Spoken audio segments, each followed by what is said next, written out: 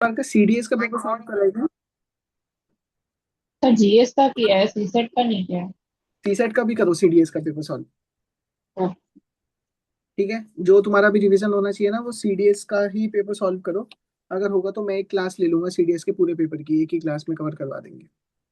Okay. ठीक है, but पहले खुद सॉल्व करो थोड़ा सा। मतलब सीडीएस के पेपर में इतना रखो कि तुम्हारे पास 15 या 18 मैथ्स के क्वेश्चन हो जाने चाहिए तुमसे। तो इतना आइडिया होना चाहिए उन पेपर में। ठीक है। हाँ जी। ओके, स्टार्ट करें class. Okay sir.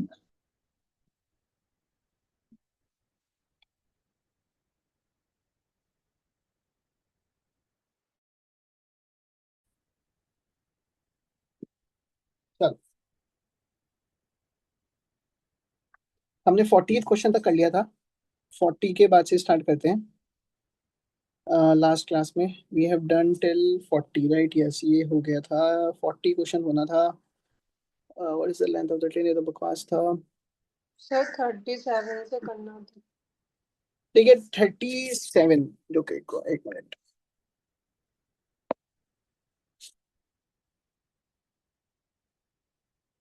Question P Y Q 2025 second. 37 बेटा थोड़ा सा ना ट्रिकी साइड है। 37 में वाला कॉन्सेप्ट लग रहा है। Time and distance, time speed distance तो मेन टॉपिक हुआ। फिर उसके अंदर सब टॉपिक हुआ सर्कुलर ट्रैक्स। Circular tracks.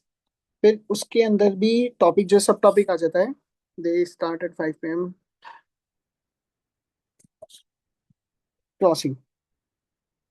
तो ये वाला पॉइंट, ये वाला जो क्वेश्चन है मैं अभी कराता हूँ, ये क्लास के एंड में करते हैं हम 37 क्वेश्चन। इसमें थोड़ा सा एक्स्ट्रा समझाना पड़ेगा मेरे को। बट अगर इस टाइप का क्वेश्चन आया और तुम्हें पूरा बेसिक आता है इसका, तभी सॉल्व करने का ट्राई करना, वरना ये जो सर्कुलर ट्रैक के क्वेश्चंस है ना ये हैवी हो जाएंगे तुम्हारे ऊपर। मतलब बहुत इजी इजी कॉन्सेप्ट होता है बट पर्टिकुलर कॉन्सेप्ट्स होते हैं इनके, कि इस टाइप ऑफ क्वेश्चन में ये लगेगा, इस टाइप ऑफ क्वेश्चन में ये लगेगा, इस टाइप के होते हैं। तो इसको अभी हम लास्ट में देखेंगे। अभी हम 40 से स्टार्ट करते हैं। ये वाला ट्रेन वाला भी मैं लास्ट में बताऊंगा तुम्हें। अभी 40 से स्टार्ट करते हैं, क्वेश्चन नंबर 40। देखो, N square is equals to 1 2 3 4 5 6 7 8 blah blah blah blah 9, फिर 8 7 6 5। जब भी इस टाइप का पैटर्न आता है तो हमने नंबर सिस्टम में पढ़ा था। जब हमने नंबर सिस्टम में 11 का रूल पढ़ा था, थोड़ा बहुत याद हो तो। 11 बन जा सर 11। 11 का स्क्वायर करते हैं तो वो हो जाता है 1 2 1। फिर ऐसे 1 3 2 1, ऐसे ऐसे चलता जाता है। तो ये जितनी जितनी जितनी मल्टीप्लाई होती जाती है उतना उतना नंबर आगे बढ़ता जाता है। मतलब ऐसे 11 के मल्टीपल्स में होता है ये। 11 नहीं, 1 1 1 1 1 1 1 1 1 1, मतलब इस टाइप से। तो ये हमें पता कैसे लगता है सर? ये जितनी बार 9 तक जा रहा है, जैसे यहाँ 9 तक जा रहा है, ये जितना जो हाईएस्ट नंबर होता है ना, उतना ही हमारा आंसर होता है। कि ये मतलब इसका कहने का क्या मतलब है? 1 1 1 1 1 1 1 1 इंटू 1 1 1 1 1 1 1 1। इसे सॉल्व करेंगे तब जाके हमारा ये नंबर निकल के आएगा, जो ऊपर वाला है। ठीक है। तो ये ट्रिक्स होती हैं, कभी कभार रूल्स होते हैं, थोड़ा बहुत रूल्स हम पढ़ते हैं, थोड़े बहुत वहाँ न्यू आते हैं। बट ये वाला हमने लास्ट टाइम में पढ़ा था, मतलब जब मैंने लास्ट टाइम पढ़ाया था बच्चों को, तब ये वाली आराम से हमने क्लास में चीज समझी थी। तो ये हो गया क्वेश्चन नंबर 40। अब इंग्लिश है क्वेश्चन नंबर 41 से, ये देखते हैं।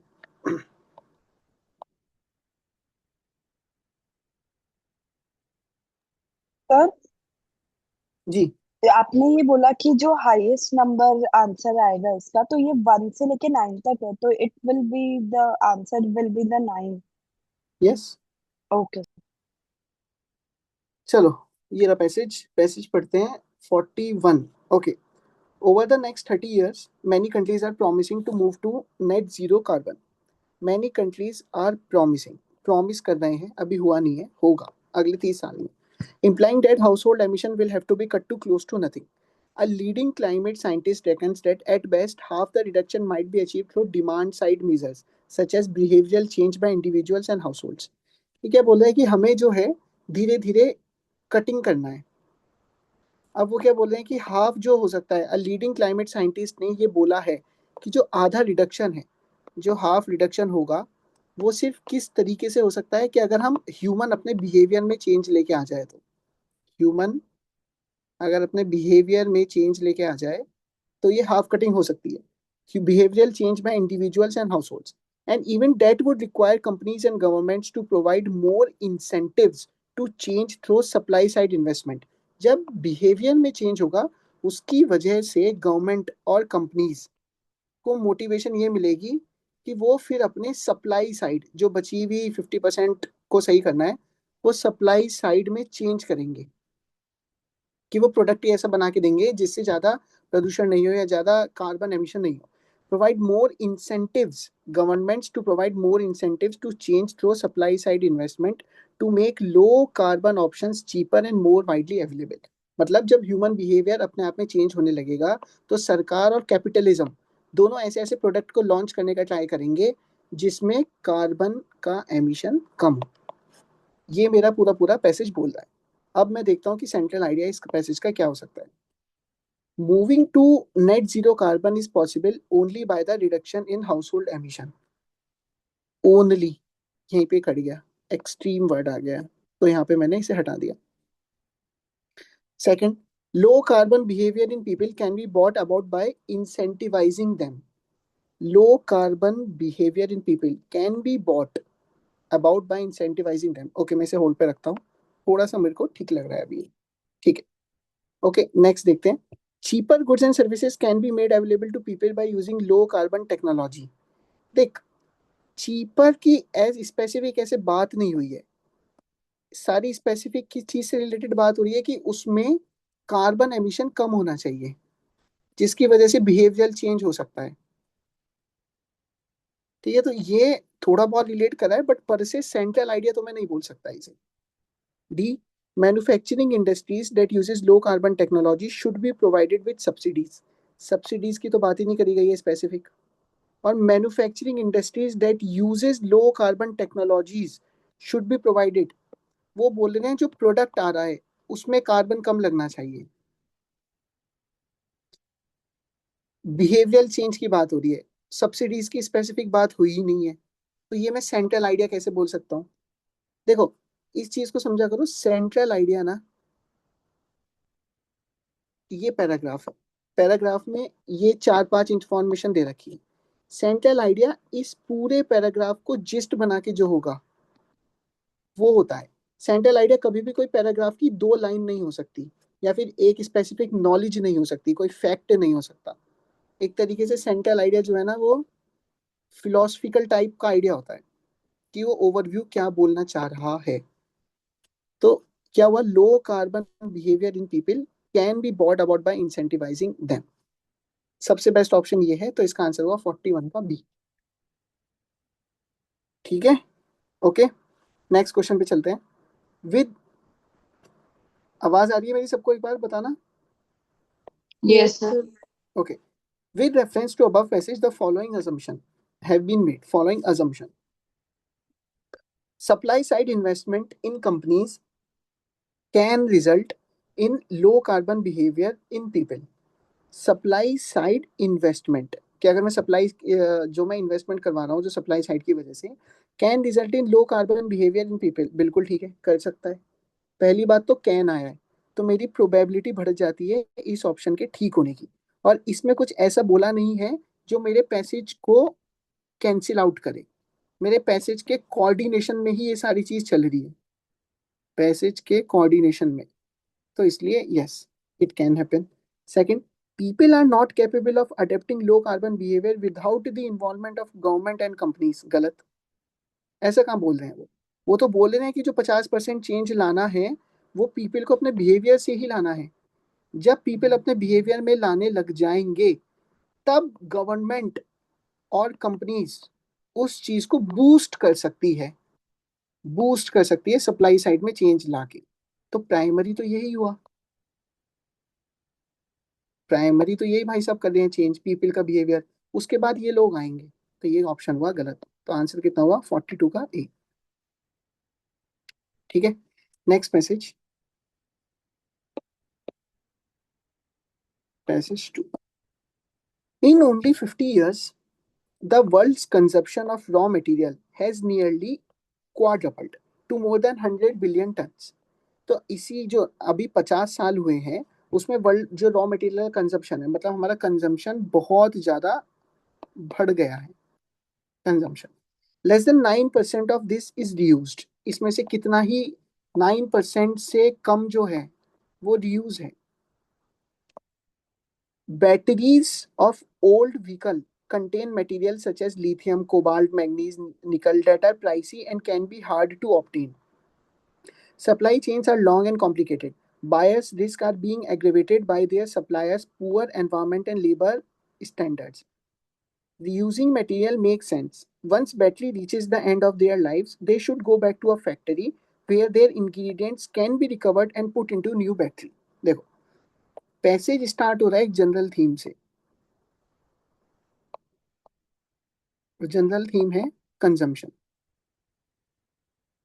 फिर कंजम्पशन से जनरल थीम से वो थोड़ा नैरो आया. नैरो में उसने टॉपिक क्या लिया, रीयूज का.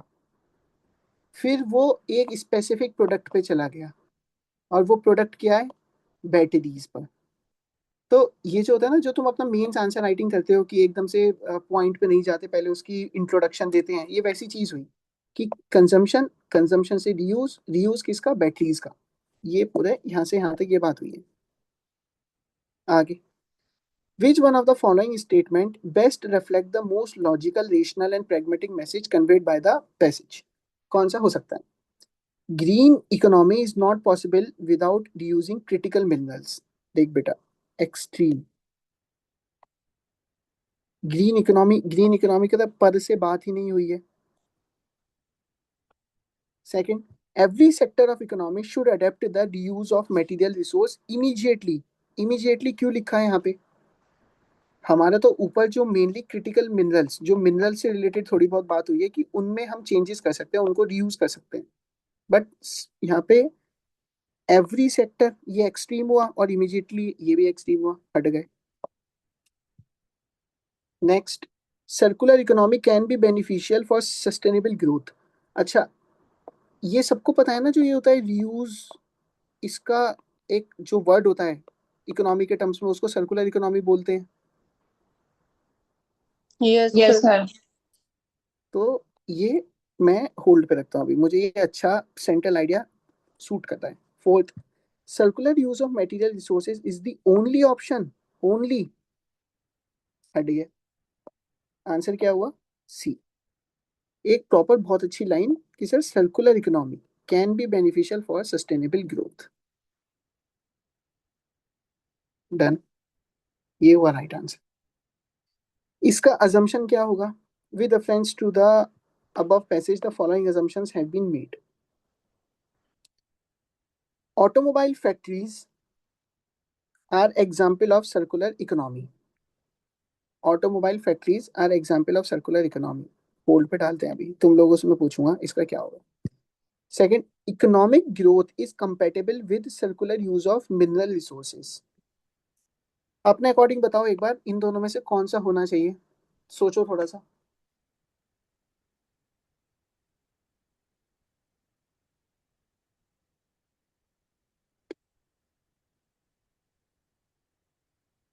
बोलो, कोई तो आंसर बोलो. Sir A only. ए गलत है बेटा. देखो, अब इसमें थोड़ी सी ना अपनी नॉलेज लग रही है. Automobile factories are example of circular economy. जो ऑटोमोबाइल की फैक्ट्रीज होती हैं, अगर तो मैं इसे बिल्कुल ही क्लीशे वाले टर्म्स में बताऊं, तो जब गाड़ी होती है, जब कोई car second hand, third hand, fourth hand हो जाती है, तो उसके बाद कोई भी आदमी क्या करता है उस गाड़ी का, उस गाड़ी को स्क्रैप में डाल देते हैं. स्क्रैप क्या मतलब, एक मशीन होती है जो उसमें से टीन निकाल लेती है, बस बचा हुआ एक इतना सा बॉक्स बचा हुआ रह जाता है बस. तो उसे हम सर्कुलर इकोनॉमी का पार्ट नहीं बोलेंगे हम कभी भी. तो ये हो गया गलत. और दूसरा, economic growth is compatible with circular use of mineral resources. बिल्कुल ठीक है. अगर जो मिनरल रिसोर्सेज हैं, जहां हमारे मिनरल वापस यूज हो सकते हैं या वेस्ट नहीं होंगे, उसको हम सर्कुलर यूज में लेके आ जाएं, तो we could have benefit the environment. और इसी चीज को पैसेज में भी बोला गया है. कि ये जो लिथियम, कोबाल्ट, मैंगनीज, निकल, ये जो चीज है, अगर हम इनका रीयूज स्टार्ट कर दें तो हमारा एनवायरनमेंट को बहुत ज्यादा बेनिफिट होगा। तो that's why the option is only B. ठीक है, तो ये तो बहुत ज्यादा ऑलरेडी सॉल्व हो रखा है। ठीक है, चलो ये क्वेश्चन पढ़ो पहले एक बार।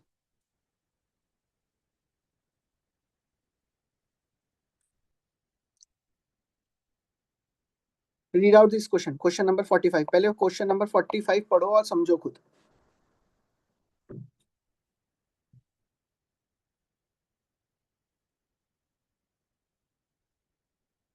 A set X of 20 pipes can fill 70% of tank in 14 minutes।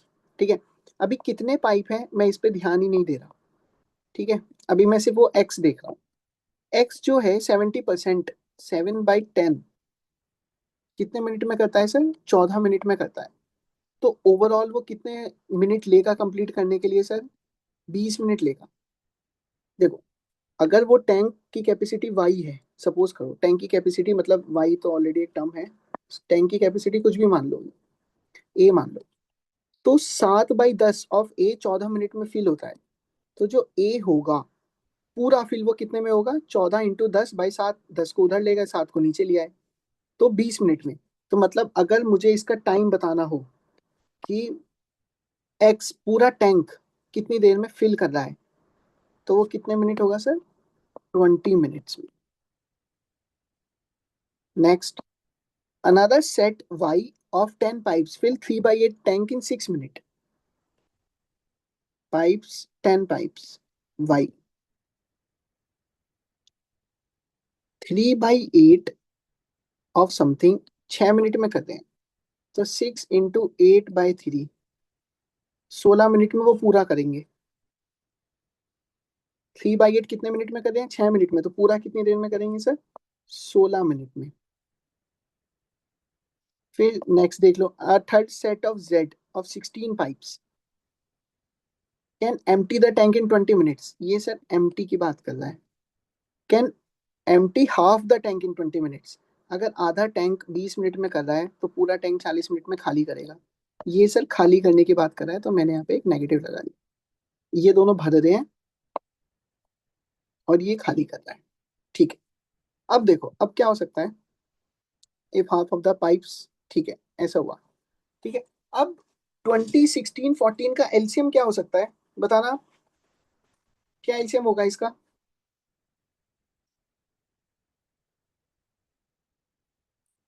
हम यही तो करते थे पहले कि सर डेज, जो यहाँ पे डेज होता था उनका एलसीएम निकालते थे, डेज का एलसीएम निकालते थे, डेज बोलो या टाइम बोलो, उसका एलसीएम निकालते थे।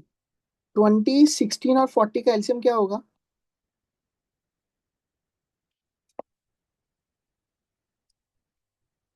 बोलो भाई। 2 × 3 × 5 × 7।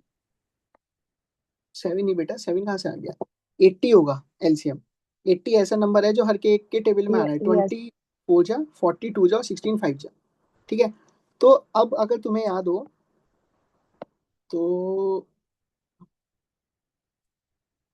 ये हमारा है टोटल वर्क जो मेरे अकॉर्डिंग है।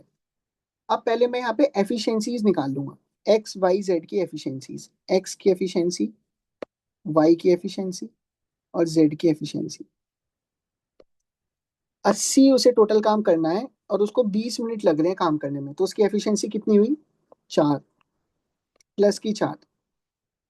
80 उसे टोटल काम करना है, उसको 16 मिनट लग रहे हैं काम करने में, तो उसकी एफिशिएंसी कितनी हुई पर मिनट की? 5। 40 वो टोटल काम निकाल रहा है 80 में से, तो उसकी एफिशिएंसी कितनी हुई? -2। -2 हुई। ठीक है, अब एक बार इनके आगे यहाँ पे इनके पाइप्स भी लिख लो, ये 20 पाइप हैं, ये 10 पाइप हैं, और ये कितने पाइप है? थर्ड वाली ये 16 पाइप है। अभी हम इस चीज पे ध्यान नहीं दे रहे, अब ध्यान से देखो। if half of the pipes of set X are closed and only half of the pipes of set Y are open, and all pipes of set Z are open, then how long will it take to fill 50% of the tank? हमारे हिसाब से tank की total capacity कितनी है sir? Tank की total capacity, tank की total capacity है 80, half of the tank करना है तो उसकी कितना हुई 40, मतलब अब हमारा टोटल वर्क कितना है sir 40।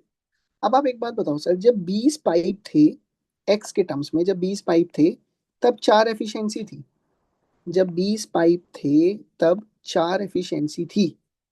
If half of the pipes of set X are closed, अगर मैं 20 में से 10 बंद कर देता हूँ तो एफिशिएंसी कितनी बचेगी? जब 2. इसको मैं डिवाइड कर रहा हूँ तो इसको भी डिवाइड करना पड़ेगा, तो बची +2। And only half of the pipes of set Y are open. अब ये वाई के जब 10 पाइप थे तो 5 एफिशिएंसी थी, जब आधे पाइप बंद कर दूंगा तो डिवाइडेड बाय 2 करेंगे तो कितनी एफिशिएंसी बची? 2.5। जेड के सारे पाइप खुले हैं, -2। ओवरऑल कितना हुआ? 2 से 2 कटा, 2.5। ओवरऑल एफिशिएंसी कितनी हुई according to question? 2.5। Total work कितना है? 40। तो अब मुझे क्या बताना है? टाइम कितना लगेगा? Time is equals to total work upon efficiency, 40 upon 2.5। इसे सॉल्व करो, 16 मिनट इज माय आंसर।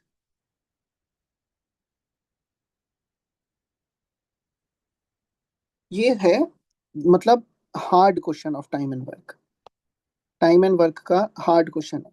पर तुम्हें कॉन्सेप्ट आना चाहिए कि क्योंकि एक और टाइम एंड वर्क का क्वेश्चन है इसी उस पेपर में जो इजी है इन कंपैरेटिव टू दिस। बट ये क्वेश्चन समझ में आया है क्या? Yes, sir. Yes, sir. ठीक है, चलो question number 46। If n is a natural number, if n is a natural number, then what is the number of distinct remainders of 1 की power n plus 2 की power n by 4? What is the number of distinct remainder? मैं कितने अलग अलग reminder बना सकता हूँ, वो ये बोल रहा है। प्योर हिट एंड ट्रायल है बेटा, प्योर हिट एंड ट्रायल। अब मुझे सर रिमाइंडर बताने हैं तो मैं n की वैल्यू से स्टार्ट करता हूँ। लेट n बी 1, 1 की पावर 1 प्लस 2 की पावर 1 डिवाइडेड बाय 4। 3 हुआ ऊपर, 3 की पावर 3/4, तो रिमाइंडर कितना हुआ सर 3। तो एक तो रिमाइंडर आया मेरा 3। अब मैं दूसरे पे चलता हूँ। लेट n इक्वल्स टू 2, तो 1 की पावर 2 प्लस 2 की पावर 2/4, 5/4, रिमाइंडर कितना आया 1।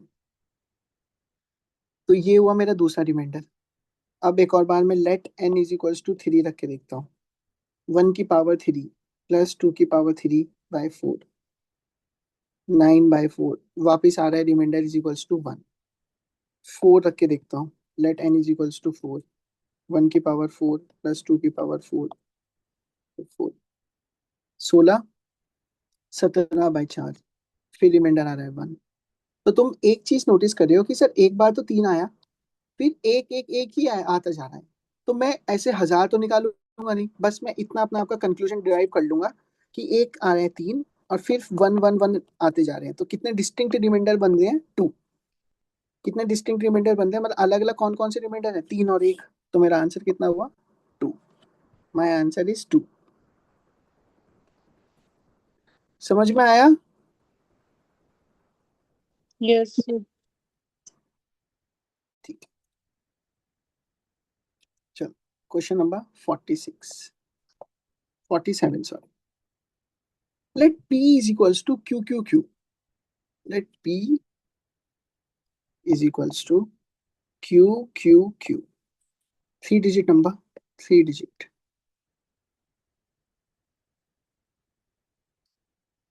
HCF of p and 481। ठीक है, अब अगर क्यू क्यू क्यू लिखा है 3 डिजिट नंबर, मतलब ये तीनों लेटर सेम है, तो ये 1 1 1 भी हो सकते हैं, 2 2 2 भी हो सकते हैं, 3 3 3 भी हो सकते हैं, 4 4 4 भी हो सकते हैं, 5 5 5, 6 6 6 ऐसे हो सकते हैं, 9 9 9। अब मुझे नहीं पता इनमें से कौन सा है। I don't know this, but मुझे एक चीज पता है कि इन सब में एक फैक्टर मेरा कॉमन है। मतलब अगर मुझे 111 बनाना होता है तो 111 कैसे बनता है? 37 × 3 से बनता है। अब इसी चीज को मुझे 2 to 2 बनाना है तो मैं क्या करूंगा?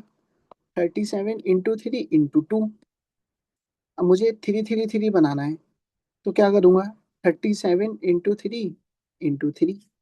मतलब ये मेरा बेस है 37 × 3, जिससे मैं क्योंकि फॉर्म में 37 और 3 तो होगा ही होगा। तो अब मुझे HCF और 481 बताना है। तो मुझे P का इतना पता है कि यार एक 37 है, उसके बाद कुछ एक 3 है, और उसके बाद शायद कुछ और भी नंबर हो सकता है, लेकिन ये दोनों तो फिक्स हैं। जो Q है, सॉरी, जो 481 है, अब मैं 481 को ब्रेक करके देखूंगा कि 481 कैसे बनता है। तो जब मैं देखूंगा तो 481 को ऐसे ही ब्रेक करके देखना पड़ेगा। तो मैं देखूंगा कि ये सिर्फ 13 के टेबल से जाएगा, और कितनी बार जाएगा? 37 टाइम्स जाएगा। फिर 37 बन जाए तो इसके फैक्टर्स कितने हुए? 37 और 13। अब मुझे हाईएस्ट कॉमन फैक्टर पूछ रहा है, HCF, हाईएस्ट कॉमन फैक्टर। 37 और 3 यहाँ है, 37 और 13 यहाँ है, और यहाँ पे कुछ और भी है। तो हाईएस्ट कॉमन फैक्टर क्या हुआ? 37 ही हुआ। तो यही मेरा आंसर हुआ, 37।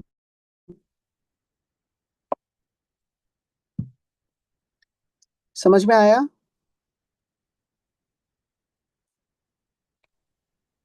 Yes sir. Yes, sir. Hello, कोई तो? ठीक है, चलो नेक्स्ट पे चलते हैं। 37। तो ये देखो, एलसीएम एचसीएफ के ना, एलसीएम एचसीएफ को बेटा बहुत अच्छे से करके जाना। इसके मिनिमम 3 क्वेश्चन से एक्सपेक्टेड मान लो कि ये आने आने हैं। और 3 में से तुम्हारे 2 तो होने ही चाहिए। हो सकता है 3 में से एक बहुत भारी दे दे, बट 2 इजी देगा करने वाले। तो 2 तो तुम्हें होने ही चाहिए। तुम्हें एचसीएफ एलसीएम के फॉर्मूलेस पता होने चाहिए, और जो मॉडल्स मैंने पढ़ाए हैं 3, वो पता होने चाहिए, तभी आराम से हो जाएंगे।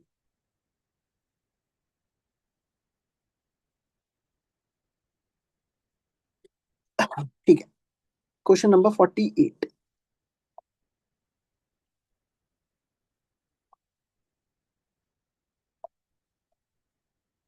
What is the 489 digit in the number this? हमने ऐसे डिजिट टॉपिक पढ़ रखा है। टॉपिक का नेम क्या है बताना? Counting numbers. Very good, counting of digits. ये सर हमने पढ़ रखा है कि आपने कुछ ऐसा पढ़ाया था कि 1 से लेके 9 तक 9 ही नंबर होते हैं, और 9 ही डिजिट होती है। 10 से लेके 99 तक 90 नंबर होते हैं, और 180 डिजिट्स होती है। पढ़ाया था ना ये? फिर यस 100 सर। से लेके सर, 100 से लेके ऐसे आगे चलते जाएंगे 3 डिजिट नंबर 999 तक। तो कितने नंबर होते हैं? 900 होते हैं, डिजिट्स होती हैं 2700, ऐसे ही सारी चीज। ठीक है, तो अब मुझे क्या बोल रहा है ये कि सर 489 डिजिट बतानी है, 489th डिजिट बतानी है, डिजिट। तो ये हमने बहुत सारे क्वेश्चंस प्रैक्टिस भी करे थे। नंबर, डिजिट्स, बिल्कुल ये तरीका होता है सर करने का। 489 बतानी है सर डिजिट, तो यहाँ पे लिख लो 489। अब मुझे पता है कि सर 489 डिजिट्स है, तो ये 3, मतलब जो 3 डिजिट नंबर होता है उसमें कहीं ना कहीं आ रही होगी। तो 1 से लेके 99 तक नंबर कितने हुए? 99।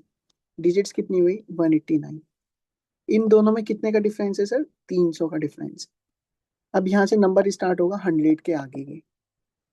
एक नंबर 3 डिजिट का नंबर हो रहा है, 100, 101, 102, 103।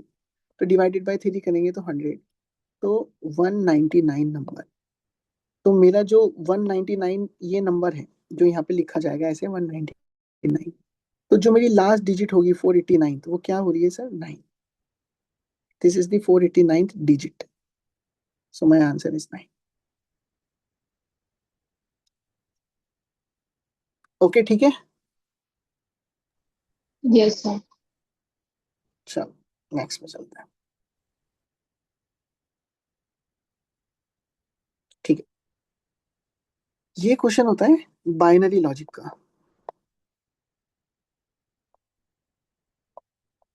बाइनरी लॉजिक, अब ये एक नया नया टॉपिक था, न्यू टॉपिक। तो ये हो सकता है या तो तुम इस टॉपिक को सीखो, अदरवाइज इसको तुम छोड़ भी सकते हो, क्योंकि ये एक ही बार यहाँ पर आया है बाइनरी लॉजिक का, ठीक है। शायद आई डोंट थिंक सो इससे पहले आया है, इससे पहले कुछ और नई चीज आई होगी, वो ट्राई करने के लिए कुछ ना कुछ नया टॉपिक डालते रहते हैं। बट स्टिल एक बार हम पढ़ के देखते हैं कि क्या हो रहा है क्या नहीं हो रहा।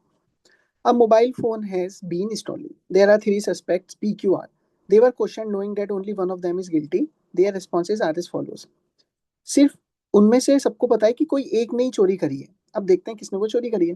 पी क्या बोल रहा है? I did not steel, Q stall it. अब पी ये बोल रहा है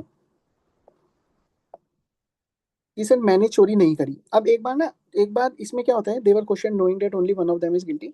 एक बार ट्रू और फॉल्स वाले सिनेरियोज इसमें एक्सेप्ट करने पड़ते हैं। अब जैसे किस किस को ये वाला टॉपिक आता है एक बार बताना, ये हमने क्लास में पढ़ा है क्या?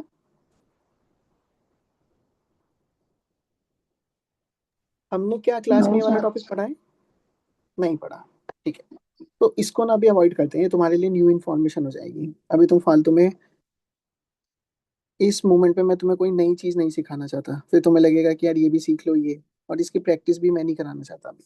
तो इसको हम लास्ट में एक बार समझ लेंगे कि होता क्या है बस। But I don't want you to indulge in any of the new topics right now, ठीक है।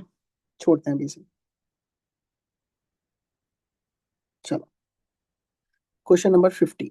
अब क्या होता है इन जैसे क्वेश्चंस में, जितना इतना बड़ा बड़ा स्टेटमेंट दे रखा है, तो पहले तो बंदा रीड करते टाइम ही थोड़ा सा घबरा जाता है कि रीड करूँ या नहीं करूँ। तो ये फर्स्ट रीडिंग में तो जरूरी ही नहीं होते। जो फर्स्ट राउंड होता है उसमें तो नेसेसिटी नहीं होती कि भाई ये वाला क्वेश्चन इतना बड़ा रीड भी करा जाए नहीं करा जाए। तो जब नेसेसिटी आती है कि यार मेरे सारे क्वेश्चन सॉल्व हो गए और मुझे अभी भी और किसी क्वेश्चंस की जरूरत लग रही है अपना पेपर को बनाने के लिए, तब इतने बड़े क्वेश्चंस को अपन पिक करते हैं, वरना otherwise they it makes no sense to pick this type of question. तो एक बार इस क्वेश्चन को रीड आउट करो, एक बार देखते हैं कि ये रीजनिंग का है, क्वांट का है, which type of question is this. थोड़ा लो पढ़ो एक बार खुद, समझो इसको। वहां पे भी नए नए क्वेश्चन तो आएंगे ना, तो एक बार खुद भी दिमाग लगाना पड़ेगा कि सर किस टाइप का क्वेश्चन है क्या है।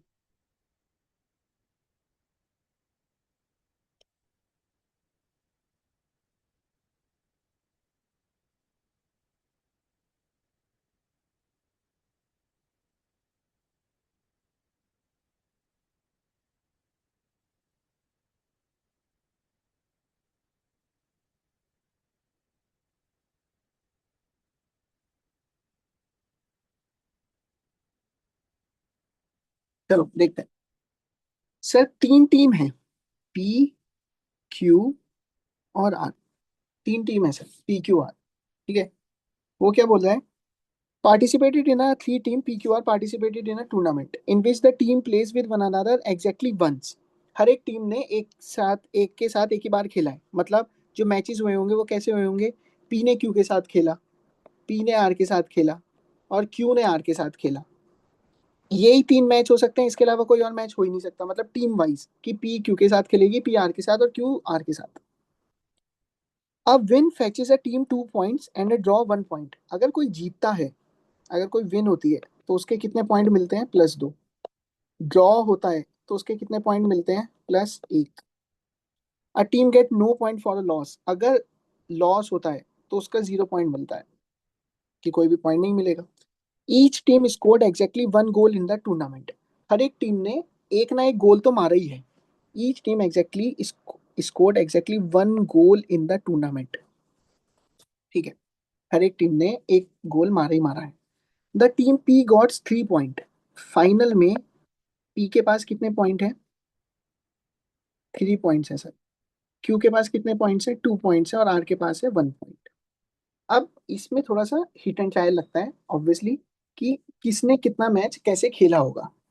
अगर मैं बोलता हूँ कि पी और क्यू, सपोज करो मैं बोलता हूँ कि पी और क्यू ने मैच खेला और 0-0 पॉइंट्स गए, मतलब एक ने भी गोल नहीं कर पाए, तो इसको ड्रॉ हुआ, मतलब दोनों में ड्रॉ हुआ है, ड्रॉ। तो इसको कितने पॉइंट मिले? +1 मिला पी को, और क्यू को मिला +1। अब पी को टोटल 3 चाहिए जिसमें से एक आ चुका। अब इसको 2 और चाहिए होगा, और इसको एक जीतना भी है। तो पी ये वाला मैच जीतेगा, बिल्कुल सर। पी को ये वाला मैच जीतना पड़ेगा। पी ये वाला मैच जीत गया तो ये भाई साहब आर जो है वो हार गए, तो इनको 0 पॉइंट मिला यहाँ पे। ये विन और ये लूज। अब आर को 1 पॉइंट तो चाहिए, तो फिर आर को जब एक पॉइंट चाहिए चाहिए तो क्या होगा बताओ। मतलब आप जब आर को एक पॉइंट चाहिए तो सर इस एक गोल इसने यहाँ मारा, एक गोल इसने यहाँ मारा और ये वापस ड्रॉ हुआ, वापस ड्रॉ हो गया। तो इनके कितने कितने पॉइंट्स मिले, +1 +1। तो क्यू को एक पॉइंट यहाँ मिला और क्यू को एक पॉइंट यहाँ मिला तो हो गए 2 पॉइंट। पी को 2 और ये रहा 3 पॉइंट हो गए पी के। और आर को एक चाहिए था तो आर का एक पॉइंट हो गया ये रहा। तो ये प्रॉपर बेटा हिट एंड ट्रायल पे चलता है। अब क्या है द रिजल्ट। अब इन दोनों स्टेटमेंट को मुझे हेल्प करना है कि मैं इन दोनों स्टेटमेंट की हेल्प से ये क्वेश्चन सॉल्व कर पाता। मुझे किस किस की हेल्प लगती। अभी तो मैंने डायरेक्ट कर दिया क्योंकि आता था इसलिए कर दिया direct. The result of the match between P and Q is a draw with score 0-0। P और क्यू 0-0 के स्कोर से ड्रॉ हुए हैं, बिल्कुल ठीक है सर, हुए हैं draw. The number of the goals scored by R against Q, R against Q is 1। Number of the goals scored by R against Q is 1, बिल्कुल ठीक है। 1 से ही स्कोर हो रहा है तभी जाके ये दोनों सिचुएशन सेटिस्फाई हो रही है। तो यस इसका आंसर कितना हुआ, बोथ 1 and 2। अब ये भी तुम्हारे लिए न्यू है क्योंकि ये टॉपिक का नाम होता है, इसे गेम थ्योरी बोलते हैं। गेम थ्योरी ये टॉपिक है कैट का, ये नॉर्मल रीजनिंग का टॉपिक नहीं है, ठीक है। तो ये सी सेट थोड़ा बहुत जो मजे लेता है कि वो नए नए टॉपिक्स को इंट्रोड्यूस करता है। जैसे ये कर दिया और एक ऊपर वाला टॉपिक था। तो इनमें पैनिक नहीं होना।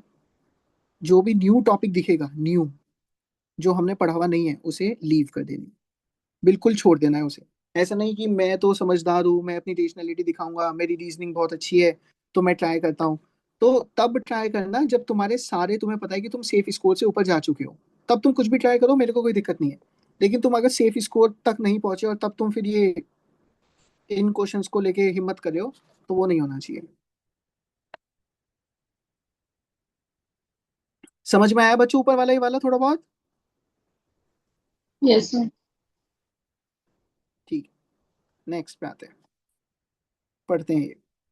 It is hard to predict how changes in the climate and the atmosphere chemistry, just wait a minute. Okay, yes, it is hard to predict how changes in the climate and the atmosphere chemistry will affect the prevalence and virulence of agriculture diseases. Climate में कोई भी change हो रहा है उसकी वजह से किस पे फर्क पड़ रहा है, एग्रीकल्चर की डिसीजेस पर।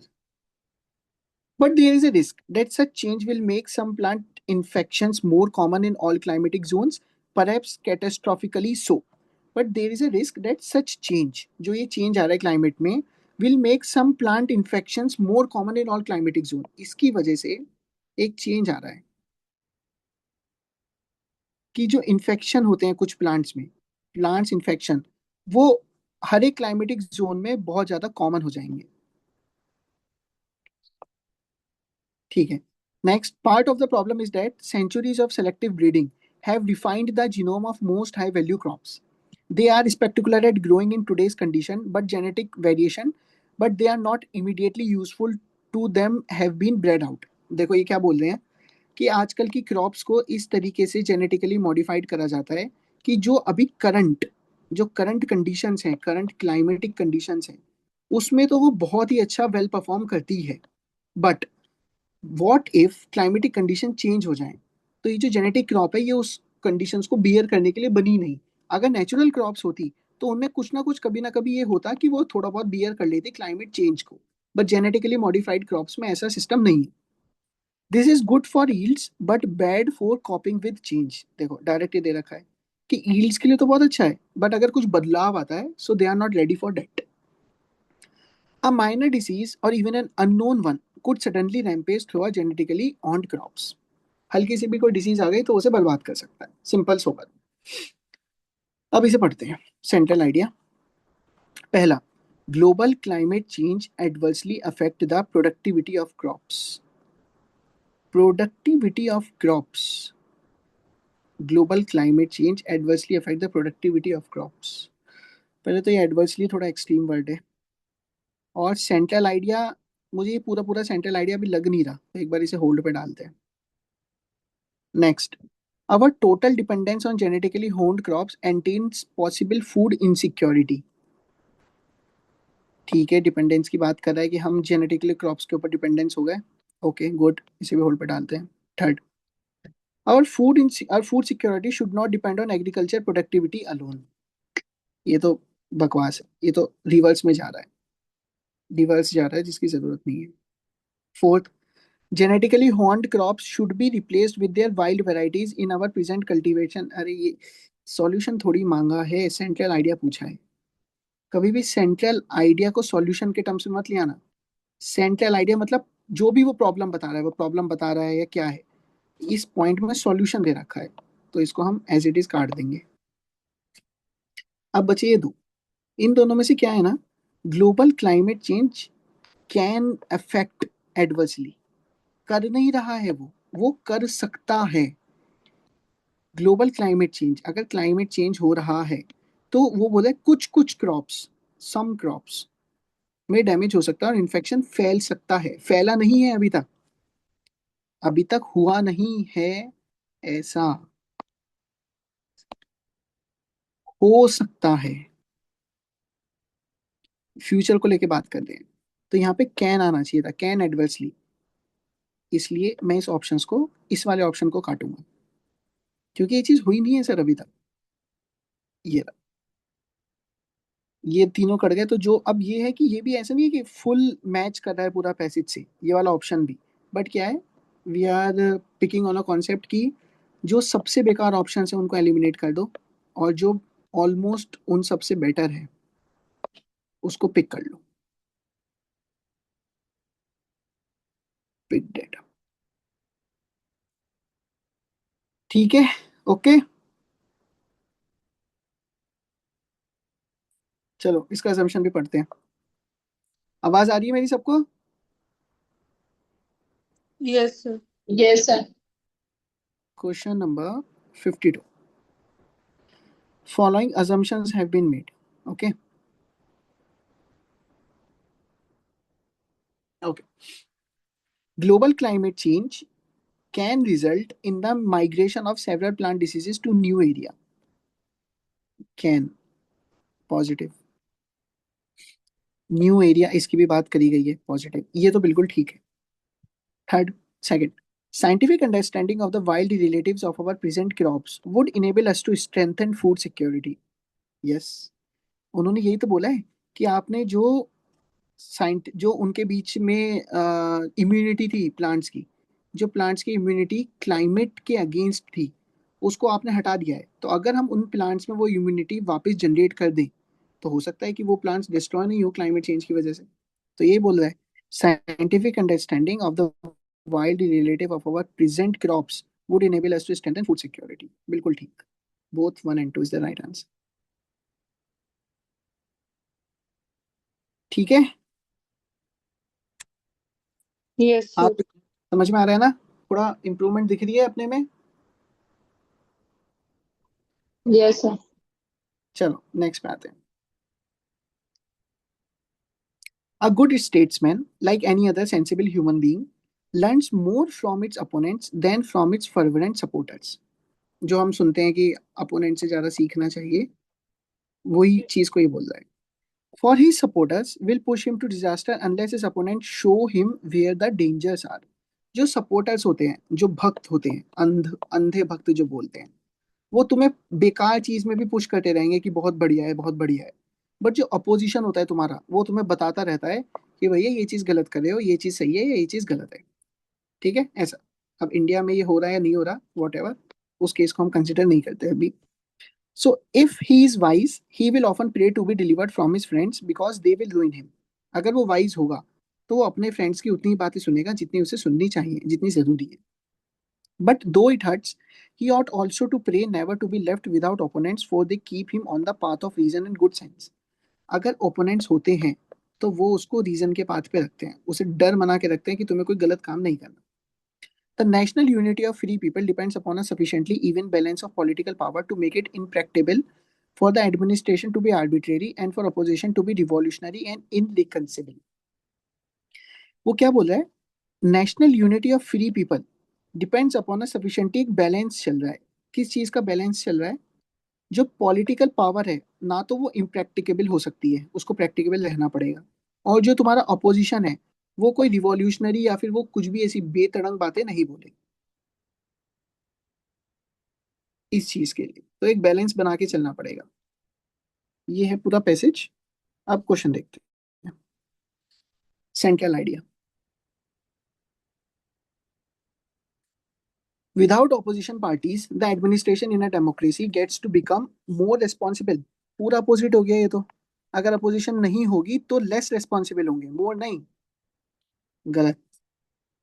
Democracy needs to have revolutionaries in opposition to keep the government alert. Revolutionaries तो मना ही कर रहा है ना वो बोला है कि हमें अपोजिशन में रिवॉल्यूशनरीज और इरकंसाइबल लोग नहीं चाहिए, हमें प्रैक्टिकल लोग ही चाहिए।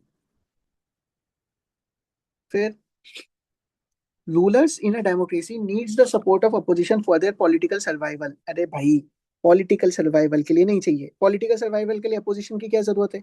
एथिकल सर्वाइवल बोल सकते हो, या फिर अकाउंटेबिलिटी के लिए बोल सकते हो। पॉलिटिकल सर्वाइवल तो भाई उनके पास एमपीज हैं, वो कर ही रहे हैं। Next, in a democracy the opposition is indispensable for the balance, आ गया word balance, of political power and good governance.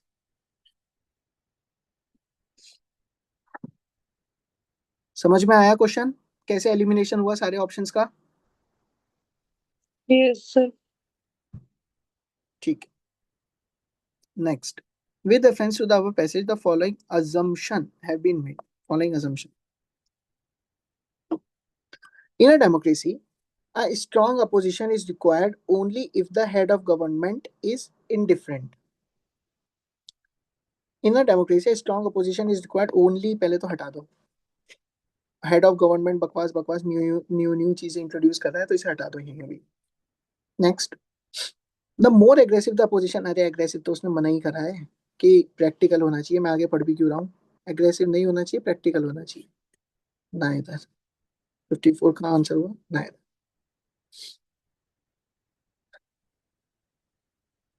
ठीक। क्वेश्चन नंबर 55 ब्लड रिलेशन का क्वेश्चन है। कोई भी प्लीज ये वाला टॉपिक गलत करके मत आना, बहुत इजी टॉपिक होता है, नंबर आराम से कैच हो सकते हैं इसमें। ठीक।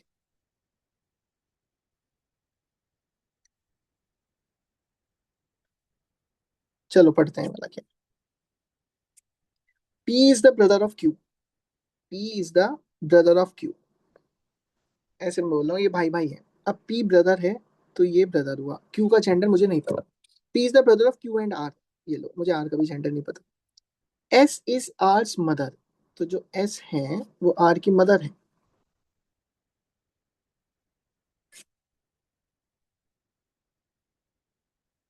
बेटा, ये डी S, अब ये मदर है तो ये सर्कुलर। अब ये सिर्फ R की नहीं है, तीनों की मदर हुई। T is P's father. तो ये T यहाँ पे हुए और ये हस्बैंड हुए S के। How many of the following statements are definitely true. ये S and T are couple, बिल्कुल ठीक है, S and T are couple. Q is T son. Q is T son, नहीं मुझे तो नहीं पता कि वो सन है या डॉटर है। टी इज क्यूज फादर, बिल्कुल ठीक है। एस इज पीज मदर, बिल्कुल ठीक है। आर इज टीज डॉटर, ये भी नहीं पता अभी। और पी इज एस सन, ये पता है। Only four right answer.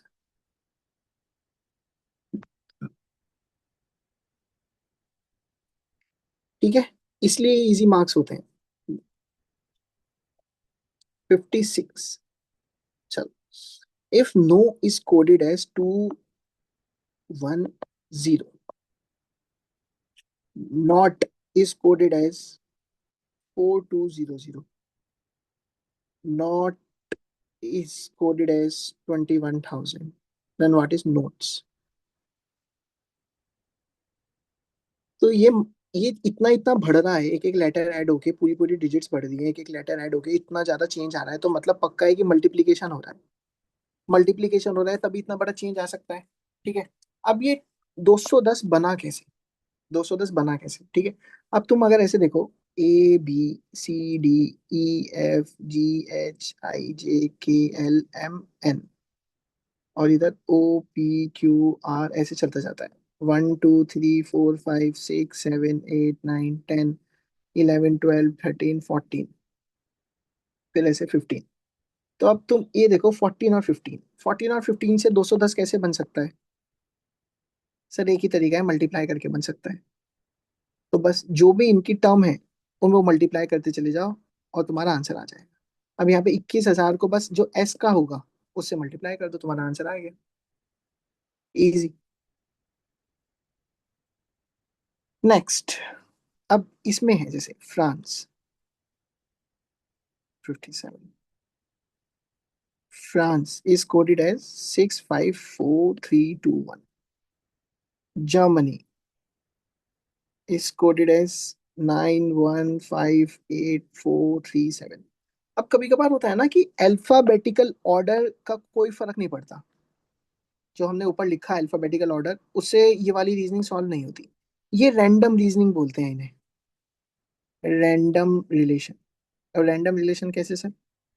कि मैं ये देख रहा हूं कि यहाँ पे FRANCE है, तो सर ए जो है, ए यहाँ पे भी 4 है और ए यहाँ पे भी 4 है, ठीक है। और कोई से चेक करके देखते हैं। सर ई यहाँ पे भी 1 है और ई यहाँ पे भी 1 है। तो सर ये मुझे पता लग रहा है कि लेटर्स इक्वल्स टू नंबर्स हो रहा है अभी यहाँ पे। तो यमन का बताना है सर, YEMEN। तो 1 1 तो होगा ई के। सर एम एम है मेरा 8, ये रहा सर। 71813 इज माई राइट आंसर। ठीक है, ओके, डन।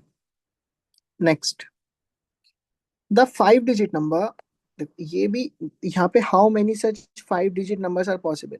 ये नंबर सिस्टम का जब जब इस टाइप के क्वेश्चंस होंगे ना, मैंने लास्ट सेशन में भी बताया था, तो उसको थोड़ा ओल्ड पे रखना, पहले जितना तुमने पढ़ रखा है उसको करना, ठीक है। एक बार तुम इसे सॉल्व करो, मैं 1 सेकंड में।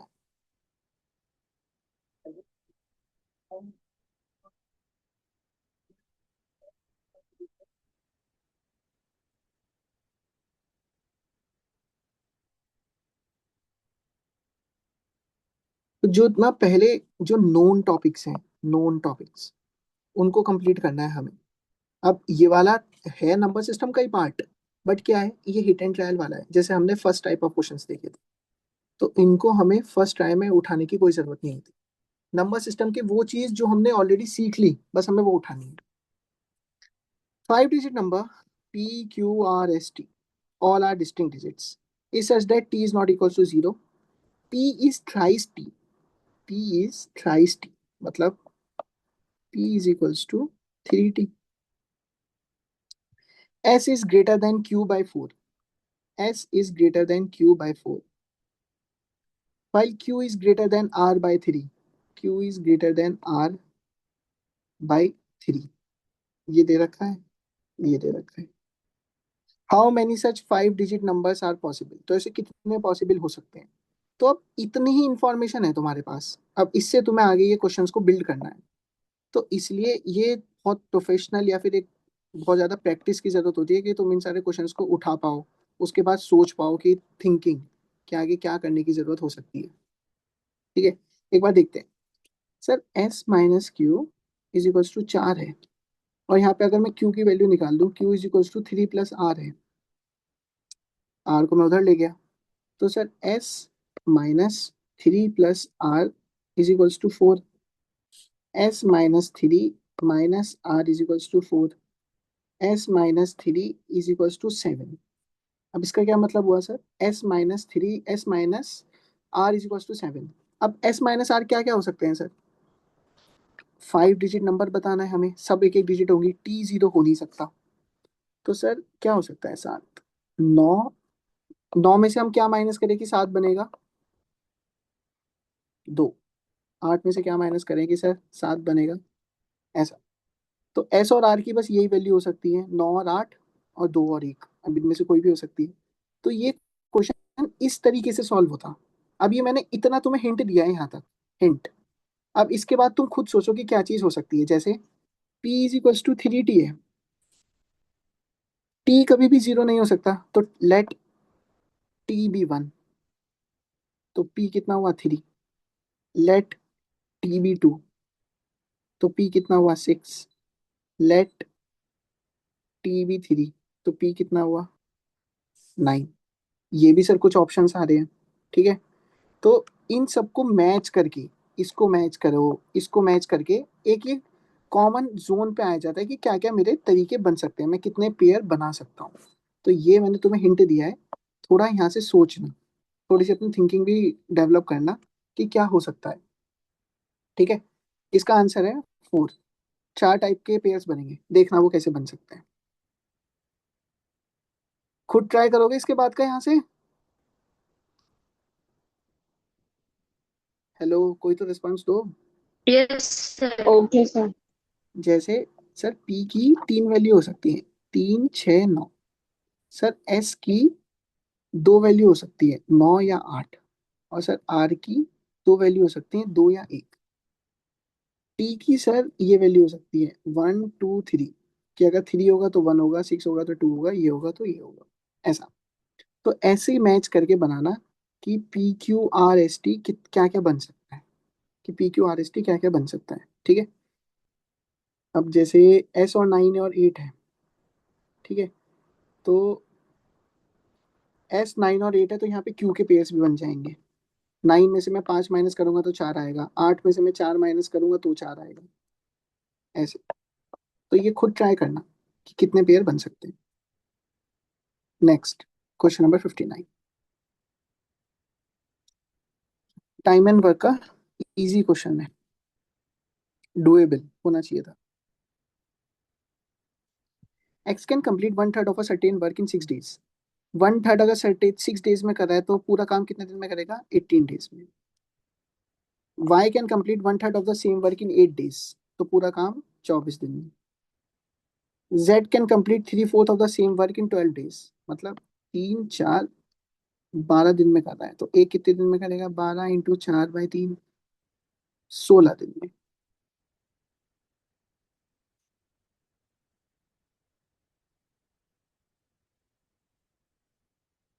ठीक है।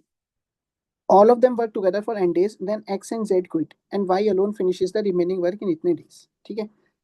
ये सब मैं तुम्हें होमवर्क दे रहा हूँ, बस तुम्हें मैं बेस समझा रहा हूँ। इसके बाद क्या स्टेप होना चाहिए बताना जरा।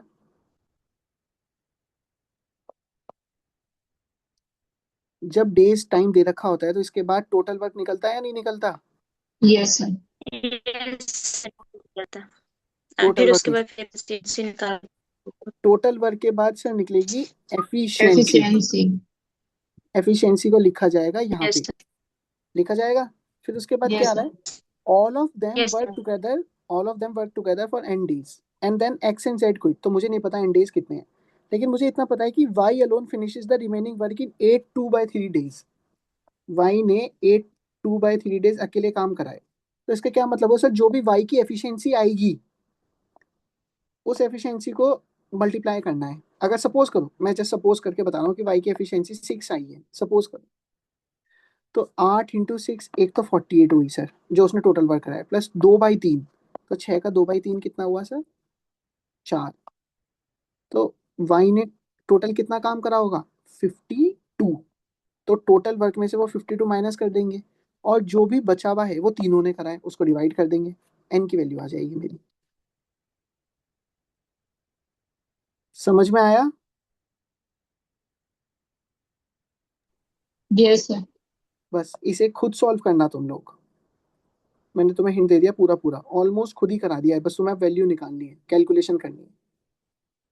तो ये क्वेश्चंस की लैंग्वेज है, जस्ट उन लैंग्वेज को समझ के आगे बढ़ा करो।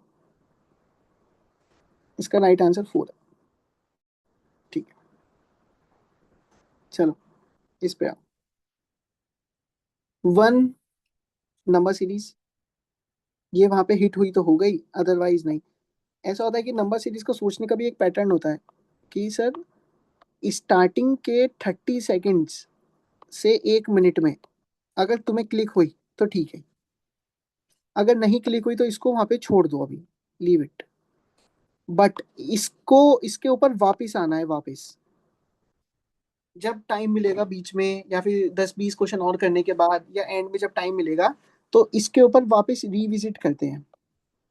क्योंकि एक बार हमारा जब माइंड इसे देख लेता है ना, तो वो बैक ऑफ द माइंड इसे अपने आप सॉल्व कर रहा होता है। मतलब ट्राई कर रहा होता है कि क्या हो सकता है तुम्हारे सबकॉन्शियस में। मतलब ये तुम्हें लग रहा होगा कि सर क्या बोल रहे हैं, बट ये होता है, नंबर सीरीज में बहुत होता है कि अभी नहीं दिख रही लेकिन बाद में क्लिक हो जाती है। तो 1 और 3 में सर कितने का डिफरेंस है? 2 का। 6 और 3 में कितने का डिफरेंस है? 3 का। 11 और 6 में कितने का डिफरेंस है? 5 का। 18 और 11 में कितने का डिफरेंस है? 7 का। सब प्राइम नंबर सीरीज लगेगी। वेरी गुड, बस हो गया सॉल्व। प्राइम नंबर की सीरीज हो गई सर। चलो next question number 61। There has been no democracy that has grown economically without corporate capitalism. मतलब वो डायरेक्ट देखो, अब ये कितनी बड़ी चीज बोला है कि डेमोक्रेसी को ग्रो करने के लिए कॉर्पोरेट कैपिटलिज्म की जरूरत पड़ती है। वो बोला ऐसी कोई डेमोक्रेसी है ही नहीं जो बिना कॉर्पोरेट कैपिटलिज्म के बढ़ गई हो। तो स्टार्ट ही स्टेटमेंट एक्सट्रीम पॉइंट से हो रहा है। तो मैं इसमें अब एक्सट्रीम पॉइंट जब काटूंगा तो मुझे बहुत ध्यान देना पड़ेगा। It helps in modernizing the economy and enabling the transition from rural to urban, agriculture to industry and services, which are inevitable with growth. Transition होता है जो ग्रोथ के लिए बहुत ज्यादा जरूरी है। It generates jobs and there is no other way to fix a country's unemployment challenges without a further impetus to private business.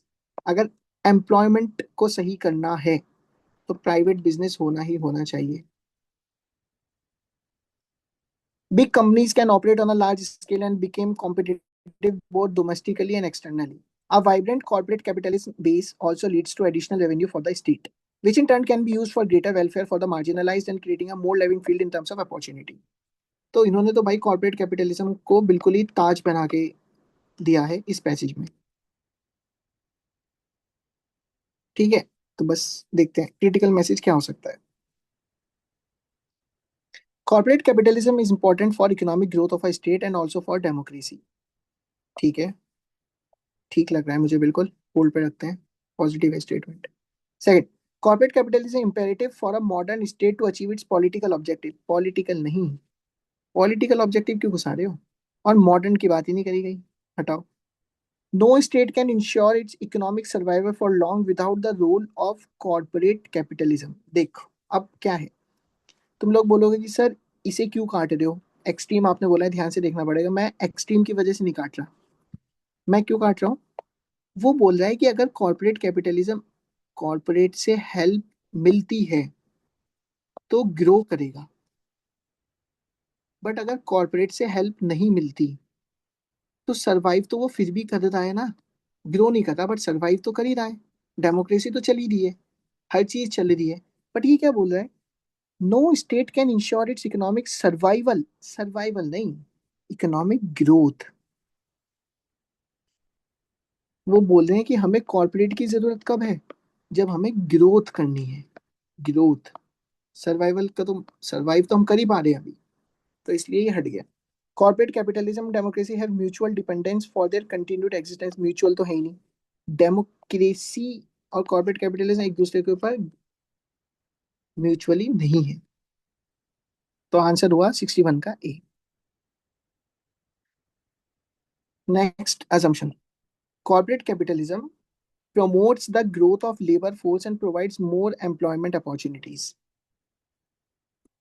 ठीक है, promotes the growth of labor force, बिल्कुल ठीक है। Poor and marginalized section of population are benefited by corporate capitalism due to trickle down effect, ये भी बिल्कुल ठीक है। ट्रिकल डाउन इफेक्ट पता है सबको क्या होता है? No, sir. ये तुम इकोनॉमिक्स में पढ़ते हो ना, ट्रिकल डाउन इफेक्ट। और ये तुमने हिस्ट्री में भी पढ़ा होगा। जब एक बार जब एजुकेशन पॉलिसी आई थी 1854 की या कोई सी, तो ब्रिटिशर्स ने क्या बोला था? कुछ इंडियंस को, कुछ इंडियंस को इंग्लिश पढ़ाते हैं बस, फिर वो औरों को पढ़ाएंगे नीचे। इसे बोलते हैं ट्रिकल डाउन इफेक्ट। फिर इस पॉलिसी को रिजेक्ट कर दिया गया था, वट एवर। मैं भूल रहा हूँ कौन सी थी, 1854 थी या कौन सी थी। ठीक है, अब यहाँ पे देखो, सिर्फ 3 लाइन है, पढ़ते हैं। A network of voluntarily associations stand as a buffer between the relatively powerless individual and the potentially powerful state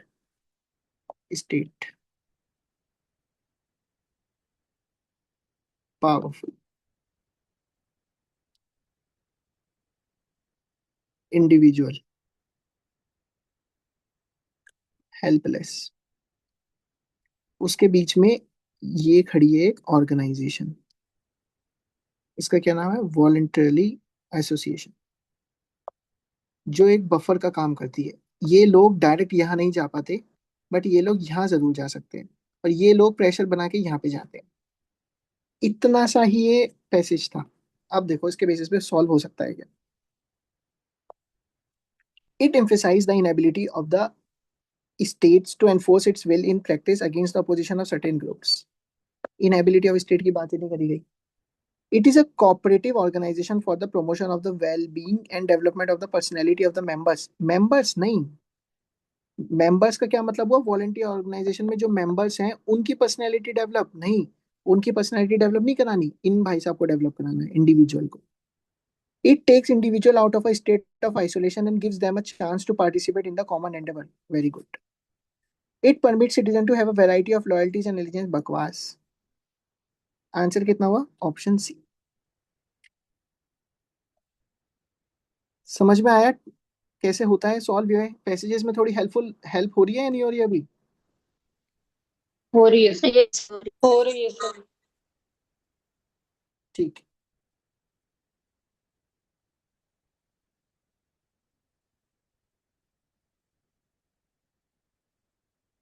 okay 64th। चलो मैथ्स का क्वेश्चन है, बहुत सिंपल सा देखते हैं। There exist a natural number which when increased by 50% can have its number of factors unchanged। वो बोल रहे हैं कि यार कोई नंबर है नेचुरल नंबर, क्या ऐसा हो सकता है कि मैं उसको 50% से बढ़ा दूं तो फिर भी उसके जो फैक्टर्स हैं, नंबर ऑफ फैक्टर्स, वो अनचेंज्ड है। जैसे जैसे दो लेता हूं मैं, दो के नंबर ऑफ फैक्टर्स कितने हुए, एक तो 1 हुआ और एक 2 हुआ। 50% बढ़ाया दो का 50% बढ़ा के क्या बनेगा, वैल्यू बताना।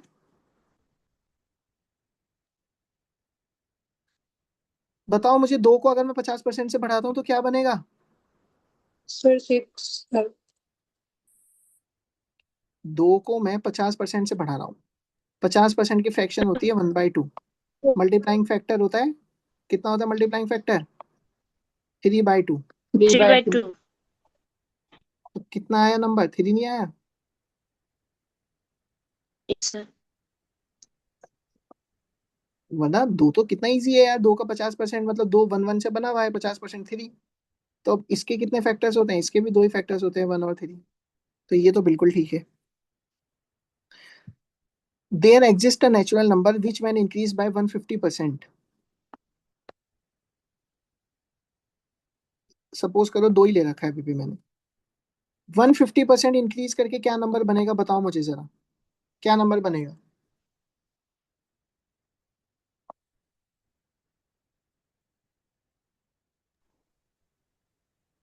5 5। सर, वेरी 5 गुड, बन गया। वेरी गुड, 5 बनेगा। अब सर दो के कितने फैक्टर्स हैं, 1 और 2। 5 के कितने फैक्टर्स हैं सर, 1 और 2, 1 और 5। नंबर ऑफ फैक्टर्स अनचेंज नहीं हो रहे, एक और दो, मतलब यहाँ पे भी दो हैं, यहाँ पे भी दो हैं, यहाँ पे भी दो हैं, यहाँ पे भी दो हैं। तो क्या हुआ, बोथ 1 एंड 2 में आंसर। 65th डायरेक्शन है, खुद कर लोगे डायरेक्शन का, यस सर। इजी पीजी होते हैं तो खुद ही कर लेना। अब in a certain code 64 is written as 343, 216 is written as 729, तो 512 क्या होगा। अब इसीलिए बोलते हैं कि वो याद होने चाहिए तुम्हें, स्क्वायर्स और क्यूब्स। बताओ क्या होगा, क्या लग रहा है।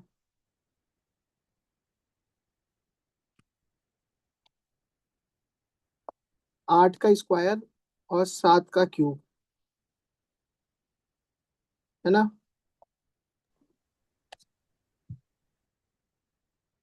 फिर अब बताओ 7 to 9 किसका क्यूब होता है?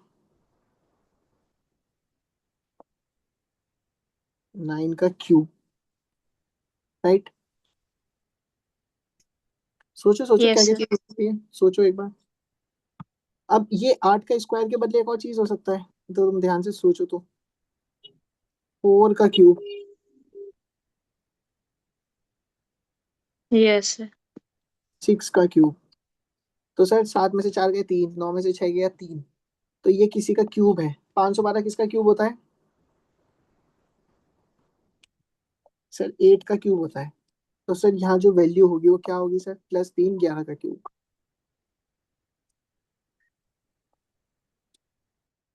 ठीक है, Yes, sir. तभी क्लिक करने वाली बात होती है वहां पे, कि वहां पे तुम लोगों ने पकड़ लिया तो बहुत बढ़िया है, वरना तो नहीं। चलो क्वेश्चन नंबर 67, रिमाइंडर थ्योरम का क्वेश्चन है।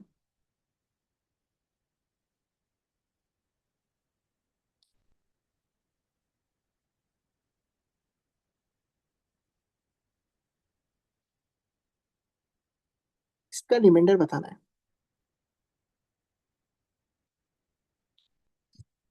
अब देखो क्या होता है ना, जब हमने सारे रिमाइंडर्स हमने सीख रखा है तो पहले तो अपने ऊपर कॉन्फिडेंस होना चाहिए कि मैंने रिमाइंडर के हर एक टॉपिक सीख रखा है, चाहे वो यूलर हो, विल्सन हो, वट जो भी हो, मैंने सीख रखा है उसे। लेकिन उसके बाद इसमें क्या चीज हो सकती है कि सर कोई तो, जब इतनी बड़ी चीज चल रही है तो शायद कोई पैटर्न हो सकता है, कोई तो पैटर्न हो सकता है, मैं देख सकता हूँ। तो मैंने क्या करा सर, 6 एक को लेके देखा पहले। अगर मैं इसे देखता हूँ तो क्या बनेगा सर? 6, ओके जस्ट मिनट, 6 + 3 की पावर 3/6, 3 की पावर 3/6, 3 की पावर 3 क्या होता है? 27/6, रिमाइंडर कितना बचा? 3। तो अगर मैं एक को देखूं तो मेरा रिमाइंडर आ रहा है 3। फिर मैं दूसरे को देखता हूँ, 9 की पावर 4/6, 3 की पावर 4/6, 81/6, रिमाइंडर वापस कितना बचा है? 3। इसका भी रिमाइंडर 3। तो जैसे ही इसका रिमाइंडर 3 आया ना, तो मुझे ये चीज समझ में आ गई कि यार हर एक का रिमाइंडर 3 ही होगा, हर एक का रिमाइंडर 3 होगा, तभी कोई पैटर्न बन रहा है। और यही पैटर्न बन रहा है। तो पैटर्न क्या बना सर कि 3 + 3, ये सब रिमाइंडर आते जा रहे हैं, रिमाइंडर आते जा रहे हैं। बट ये कितनी बार आएंगे सर? यहाँ 100 है और यहाँ 3 है। तो जब काउंटिंग ऑफ डिजिट्स हमने देखा था, काउंटिंग ऑफ डिजिट्स ने ये चीज सीखी थी हमने कि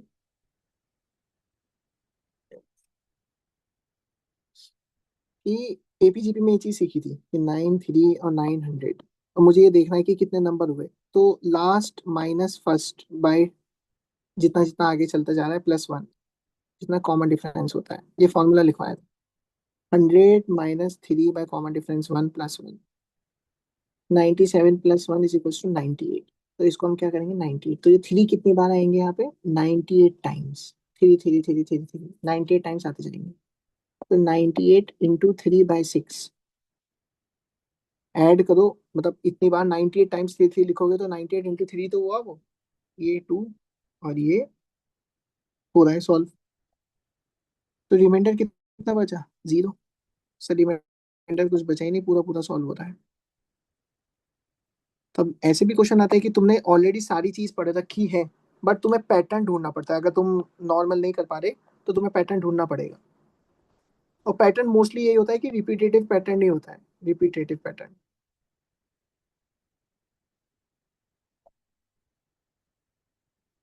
ठीक है, नेक्स्ट स्टेटमेंट एंड स्टेटमेंट वाले क्वेश्चन है, देखते हैं। What is the smallest one digit number having exactly 4 distinct factors? Smallest one digit number, sir one digit number होते कौन कौन से हैं? 1 2 3 4 5 6 7 8 9, ये मेरे वन डिजिट नंबर होते हैं सारे। अब वो पूछ रहा है having exactly 4 distinct factor, 4 distinct factor होना चाहिए। तो मैं देखता हूँ इसमें, इसके 4 नहीं है, इसके नहीं है, इसके नहीं है, इसके नहीं है, इसके नहीं है, इसके हैं। 1236। तो मुझे डायरेक्टली पता चल गया कि 1 2 3 6 6 के हैं। तो 2 एक फैक्टर है, हाँ। 3 एक फैक्टर है, हाँ। आप क्या पूछ रहे हैं?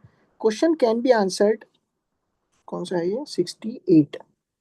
Question can be answered by using one of the statement alone but can not be answered using the statement alone. बकवास। ये मैंने अपने आप ही सॉल्व कर लिया बिना किसी स्टेटमेंट की हेल्प के। तो फोर्थ ऑप्शन देखो, ये न्यू ऑप्शन था कुछ, ये फर्स्ट टाइम इन्होंने इंट्रोड्यूस करा था। New option, the question can be answered even without using any of the state. किसी स्टेटमेंट की सिर्फ जरूरत ही नहीं पड़ी, डायरेक्ट ही कर दिया कि 6 होता है, 1 2 3 6 उसके फैक्टर्स होते हैं।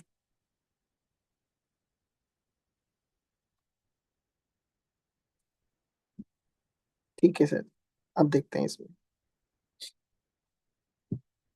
Let P Q R S B. अब सारे स्टेटमेंट टाइप के चल रहे हैं, तो तुम लोगों को कभी कभार ये होता होगा कि सर स्टेटमेंट से डर लगता है। But to be honest, statement के ना आधे क्वेश्चन जो आएंगे, सपोज करो 10 स्टेटमेंट एंड कंक्लूजन के क्वेश्चन है, 5 क्वेश्चन तो उसमें इतने इजी होंगे ना, बस तुम्हें देखने की बात है कि बिल्कुल ही जो पढ़ के समझ में आ जाएंगे, इंग्लिश डिकोड करनी है। Let P Q R S be a distinct non zero digits. Distinct non zero, तो P P into P Q, ये क्या बन रहा है? आर आर एस एस बन रहा है। फिर पी इज लेस देन 3 और इक्वल्स टू 3, तो 1 2 3 हो सकता है P. Q is less than 4, तो 1 2 3 और इक्वल टू 4, ये हो सकता है। Then what is Q equals to? तो मुझसे पूछना है कि क्यू की वैल्यू क्या होगी। What is Q equals to? ठीक है, तो बताइए क्या बन सकता है ये। एक, हाँ, सोचो थोड़ा सा, थिंक करो इस पे। पी क्यू आर एस है, सोचो, 1 मिनट का मैं टाइम दे रहा हूँ, कुछ सोचो। सर 4 होगी क्या क्यू की वैल्यू? पी की वैल्यू 4, चलो नहीं, ठीक। क्यू की। क्यू की वैल्यू 4, एक वैल्यू आई है 4। देखते हैं अभी बेटा, औरों को भी आने दो। सॉल्व करो अच्छे से कि इसका आंसर क्या होना चाहिए।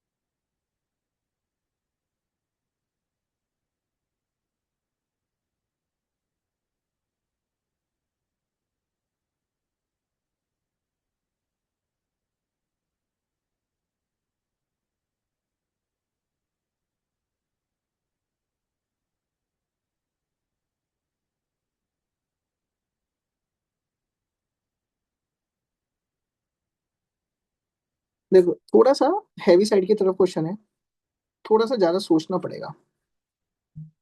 ठीक है, अब एक सेकंड, ये फर्स्ट राउंड 1 का तो क्वेश्चन है ही नहीं। राउंड 1 का क्वेश्चन नहीं है ये। पी की वैल्यू बेटा 4 नहीं है, पी की वैल्यू 3 होगी इसमें। देखो, अब मैं एक बार रख के देखता हूँ। मैं पी को 1 रख रहा हूँ, 1 1 इंटू 1। अब मैं क्यू को कुछ भी रख सकता हूँ। सपोज करो क्यू को मैं रखता हूँ 2, 1 तो रख नहीं सकता, 2 रखता हूँ। तो सर ये क्या बना? 2 2 1 1। ये तो 3 डिजिट नंबर बन रहा है, ये तो पहले तो ये होने का ही नहीं सर, क्योंकि मुझे आर और आर 4 चाहिए। तो सर मैं वापस पी को 1 1 रख के देखता हूँ और हाईएस्ट उठा लेता हूँ। 1 4 4 4 1 1, फिर भी नहीं बन रहा। सर P1 तो कभी भी होगा नहीं। फिर क्या हो सकता है सर? पी को 2 रख के देख लो, 2 2 2। फिर एक बार यहाँ पे 3 रखे, 3 2 जा 6, 3 2 जा 6, 2 2 जा 4, 2 2 जा 4। नहीं सर, RRSS बनना चाहिए, जो कि नहीं बन रहा। ऐसे में 2 2 को भी करके देखूंगा तो 2 से भी नहीं बनेगा।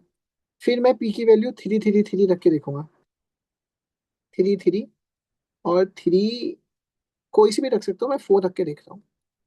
4 3 जा 12, ठीक है।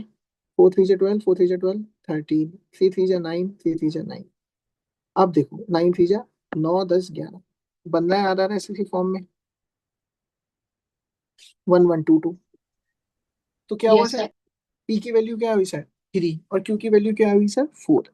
अब ये जो क्वेश्चन है ये प्रॉपर हिट एंड ट्रायल है कि तुम्हारे पास पी की 3 है, क्यू की 4 है, एक बार लगा के देख लो कैसे हो रहा है। तो इसमें क्या इन ऑप्शंस की जरूरत पड़ी स्टेटमेंट की? नहीं। क्या आएगा answer? Question can be answered even without using any of the statement. Simple, ठीक है। चलो question number 70, how is Q related to P? Question number 70, how is Q related to P? ये तो अब इजी क्वेश्चन है यार, blood relation का बहुत इजी क्वेश्चन है, ये तुम खुद देखना अभी। बहुत इजी क्वेश्चन है, ऐसे तो कराने की भी जरूरत नहीं है। फिर एक बार हाँ अपन पहले पैसेज कंप्लीट कर लेते हैं, क्योंकि because it is a class of only 1.5 hours, that's why 1.5 घंटे की क्लास है। चलो इस क्वेश्चन को पढ़ो, 71 को। a single number of inf- a single number for inflation is an aggregate across different commodities and services. The price rise differ for different items of consumption. उसने inflation की बात करी है और इन्फ्लेशन में वो नेगेटिव टोन को लेके आया है कि सर एक सिंगल नंबर जो है वो दिक्कत दे सकता है बहुत सारी वेराइटीज को कोप अप करने के लिए। So the single number is arrived at by assigning weights to different commodities and reserves. For WPI, the weights in production are used. For CPI, the consumption basket is used. But people are not homogeneous. People एक जैसे नहीं है. The consumption basket is vastly different for the poor, the middle class, and the rich. Hence, the CPI is different for each of these classes, and a composite index requires averaging the baskets. तो इसने एक problem देखी inflation को monitor करने में, और उस problem को बताया गया है कि ऑथर के हिसाब से क्या प्रॉब्लम उसे फील हो रही है। अब हम इसमें पैसेज का ये पढ़ते हैं क्या, we must use WPI exclusively. उसने कोई सॉल्यूशन नहीं दिया है कि हमें ये करना चाहिए, नहीं, वो एक प्रॉब्लम एक एक कन्वे कर रहा है कुछ इंफॉर्मेशन, वो इंफॉर्मेशन को कन्वे कर रहा है, सॉल्यूशन नहीं दिया है तो हटा दिया। Second, the present calculation of inflation rate does not correctly measure price rise of individual items और कमोडिटी। ठीक है, बिल्कुल ठीक लग रहा है, होल्ड पे डालते हैं। Third, inflation data under present services. अरे भाई, ये जो सर्विस वाला कंपोनेंट है ये यूपीएससी वालों को पता है, बट क्या ये इस पैसेज में ऐड करा गया है? नहीं। Fourth, knowledge of inflation rate is not really of any of use to anybody in the country. बकवास, तो ये तो कोई भी हटा देता। तो what is the right answer? B. 71 का B is the right answer. 72, trust stands commonly defined as being vulnerable to others. Okay. Entrepreneurship implies trust in others and willingness to expose oneself to betrayal. हो सकता है कि एक दो line तुम्हें समझ में नहीं आए, तो इसकी वजह से ये नहीं होना कि तुम पूरा पैसेज छोड़ दो, एक बार पढ़ते रहो, कंटिन्यू करते रहो आगे तक। इतना तो पता है कि सर ट्रस्ट से रिलेटेड बात हुई और एंटरप्रेन्योरशिप बीच में आया है। 3 बार ट्रस्ट आ चुका, तो सर ट्रस्ट तो इंपॉर्टेंट है इसमें। Trust in expert system is the essence of globalising behaviour. Trust itself emerges as a super commodity in the social market and defies the characteristics of goods and service in the global market. तो बोल रहा है कि sir trust जो है वो अपने individual या अपने आसपास के एरिया में इसको कुछ नहीं मानते हो, बट ग्लोबल मार्केट में ये कि सुपर कमोडिटी की तरह यूज होता है। Trusting conduct also means holding others in a good esteem and an optimism that they are or will be competent in certain respect. ठीक है, ट्रक्स बताना है क्या हो सकता है। Trust Trustworthiness cannot be expected in entrepreneurship. False. No direct conclusion.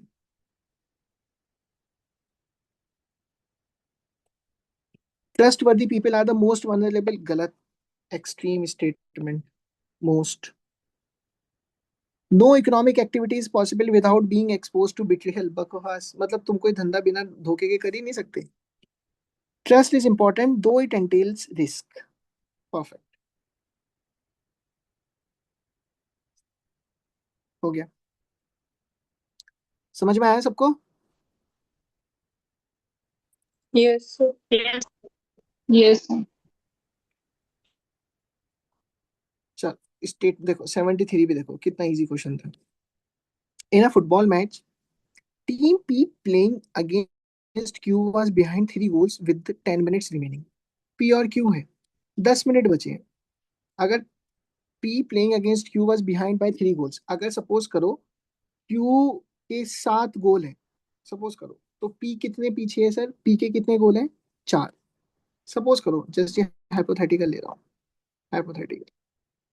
तो अगर पी को जीतना है तो क्या करना पड़ेगा सर? पी को अगले 10 मिनट में इससे जितने भी ये गोल करता है इससे एक ज्यादा गोल करना पड़ेगा।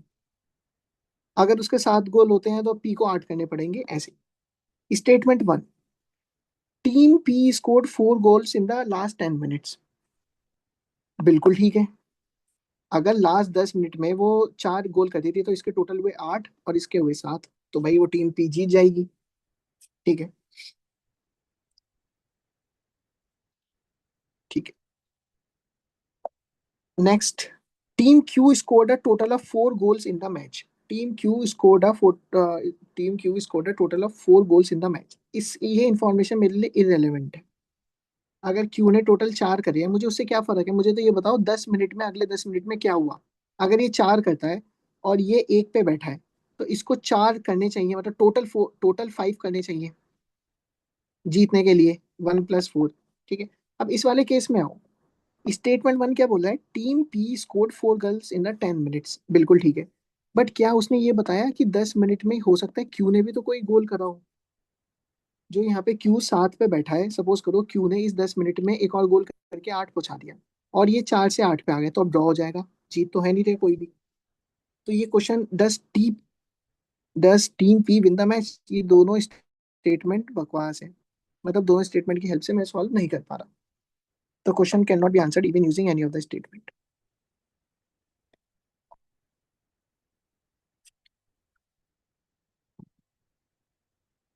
इसको खुद ट्राई करना, बहुत इजी है। पी और क्यू के बदले कोई भी वैल्यू लेके ट्राई कर लेना, एनी वैल्यू, कोई भी ले लेना जो तुम्हारा मन करे, और उससे ये चीज देखना कि हो रहा है क्या पॉजिटिव। ठीक है, ये रहने दो भी तो तुम। और ठीक है, चलो ये देख लेते हैं।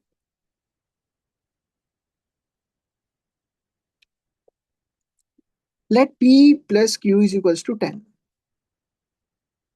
ठीक है, value 1 is equals to maximum value of P into Q when P Q are positive integer. देखो, जब किसी का समेशन दे रखा है और उसकी मैक्सिमम वैल्यू पूछी जाए ना, मल्टीप्लाई में, तो नियरेस्ट वैल्यू को मल्टीप्लाई करना है, करो नियरेस्ट वैल्यू को। तो 5 + 5 इज इक्वल्स टू 10, और 5 × 5 इज इक्वल्स टू 25। तो ये हाईएस्ट वैल्यू होगी। तुम और कोई सी भी वैल्यू रख के देख लो, वो 25 से नीचे नीचे ही आएगी। 5 × 5 is equals to 25। Value 2, maximum value of P and Q when P is greater than और इक्वल टू -6 और क्यू इज ग्रेटर देन और इक्वल टू -4। तो अगर पी ग्रेटर देन और इक्वल टू -6 है तो मैं पी को 5 भी ले सकता हूँ। क्यू ग्रेटर देन और इक्वल टू -4 है तो मैं क्यू को वापस 5 भी ले सकता हूँ। वापस क्या हुआ? मैक्सिमम वैल्यू 25 हुई, तो value 1 is equals to value 2। Maximum बताना है, मैक्सिमम बताना। कितना इजी था, हो गया। अब सेम यही चीज क्वेश्चन तो मैं होमवर्क में दे रहा हूँ, एज इट इज यही है, एज इट इज ट्राई करना इसे सॉल्व करने का। अब ये देखो 78 क्वेश्चन, लगेगा पता नहीं कितना भारी क्वेश्चन है, एवरेज के साथ क्या क्या मिला दिया, एवरेज के साथ वेरिएबल्स ऐड कर दिए।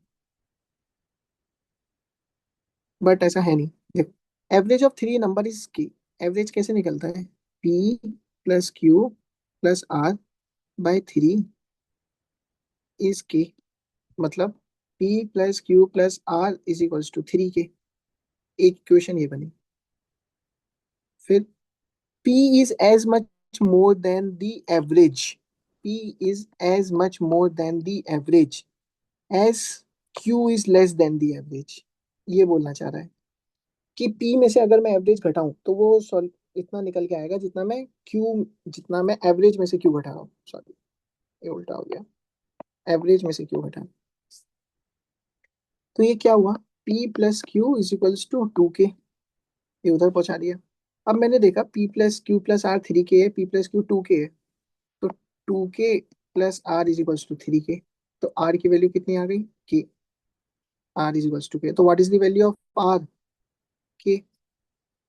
कुछ भी नहीं था, बहुत बेसिक सॉल्व, बेसिक मैथ्स। ठीक है, इसको छोड़ दो अभी, ये वैसे तो इजी था और ये भी इजी है, ये होमवर्क में ट्राई करना तुम लोग, 80 क्वेश्चन होमवर्क में। अब जो स्टार्टिंग के 37 39 वाले क्वेश्चन थे उसका सॉल्यूशन मैं तुम्हें टेलीग्राम ग्रुप पे भेज दूंगा। ठीक है, अभी हैव टू गो। तो ये तुम्हारा पूरा पीवाईक्यू हो गया, जिसमें तुमने इंग्लिश भी देख ली, मैथ्स भी देख ली।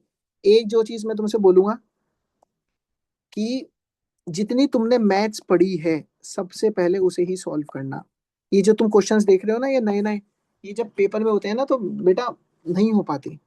तो जितना रिलेटेबल, जितनी तुमने मैथ्स ऑलरेडी पढ़ी है, टॉपिक्स पढ़ रखे हैं नंबर सिस्टम के, उनको पहले सॉल्व कर लेना।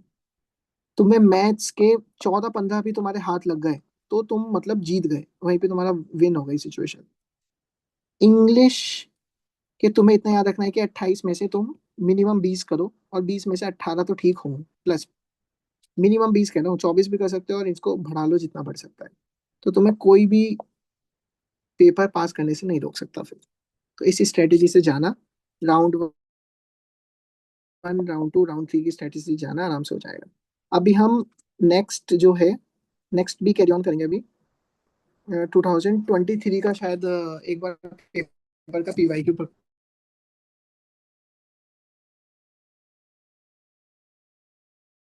करेंगे। तो ये 2025 का डरता है अभी। एनीवन, कोई क्वेरी? सर जी सर अजम्पशन वाले जो पैसेज आते हैं उनमें कैसे सॉल्व करना है? देख, अजम्पशन वाला ना, एक तो अजम्पशन के जो पॉइंट्स होते हैं, अगर उनमें कहीं भी पॉसिबिलिटी दिख रही है, कैन लिखा है, मे लिखा है, तो वो स्टेटमेंट सही होने के अच्छे चांसेस होते हैं। दूसरा, अजम्पशन का स्टेटमेंट अगर पॉजिटिव है, मतलब जो भी तुम्हारा पैराग्राफ है उसके रूबरू, उसके पैरेलल वे में चल रहा है ना, पॉजिटिव वे में, कि कोई नेगेटिव बात नहीं बोल रहा, तो वो भी ठीक होता है। तो अजम्पशन को इस हिसाब से कंसिडर करना। अगर अजम्पशन कुछ बहुत ही वेग या नेगेटिव बात बोलेगा जो पैसेज के अकॉर्डिंग नहीं है, तो उसको हटा देना बिल्कुल आंख बंद करके। और अजम्पशन अगर कोई डायरेक्ट कंक्लूजन दे रहा है, इज ऑन आर एम, कि मतलब कुछ भी कंक्लूजन दे सकता है कि I will Vardhaman will score rank 1 in the next third attempt, तो बिल्कुल स्पेसिफिक बोल दिया जो कि कभी स्पेसिफिक हो नहीं सकता, तो वो गलत हो जाएगा। कैन और मे ये जो अगर यूज हो रहे हैं तो that would be beneficial. Okay ठीक सर, है, आउटर नॉलेज तो नहीं यूज करना है ना अजम्पशन में? नहीं आउटर नॉलेज ना, देख मैं क्या बताता हूँ, अगर पैसेज है, पैसेज कोई ग्रीन इकोनॉमी के ऊपर चल रहा है सपोज कर, और अजम्पशन तेरा चल रहा है, अजम्पशन का पहला पॉइंट में कैन और में दे रखा है, और पॉजिटिव पॉइंट ही बोल रखा है कि कुछ अच्छी बात ही बोल रखी है जो पैसेज से लिंक कर रही है, तो उसको हम कभी कभार पिक कर लेते हैं कि वो पैसेज से थोड़ी ज्यादा हो सकती है, ग्रीन इकोनॉमी से ज्यादा वो एनवायरमेंट को लिया है, एनवायरमेंट सस्टेनेबिलिटी गोल्स को लिया है, उसको हम फिर भी एक बारी को वी कैन चूज, बिकॉज वो कोई गलत नहीं बोल रहा, नेगेटिव नहीं बोल रहा, जब तक वो पॉजिटिव है we can choose. Sir okay in some cases अगर अजम्पशन एग्जाम टाइम पे समझ में नहीं आ रहा है तो उसको छोड़ना ज्यादा बेटर रहेगा। छोड़ दो। अगर तुम्हारे 8 असम्पशन के क्वेश्चन आ रहे, 8 तो नहीं ज्यादा आएंगे, अगर तुम्हारे 10 असम्पशन के क्वेश्चन आ रहे हैं, 10 के करीब, 10-11, तो उसमें से तुमने अगर 6-7 भी क्वेश्चन कर लिए असम्पशन के तो बहुत है, well and good. Okay sir. But try करना जो बाकी क्वेश्चंस होते हैं, सेंट्रल आइडिया, क्रक्स, ये तुम सारे करो। ठीक है, ओके सर। Okay sir. चलो, tata bye bye bye, sir, thank you. Take care. Thank you, sir. Yes, sir.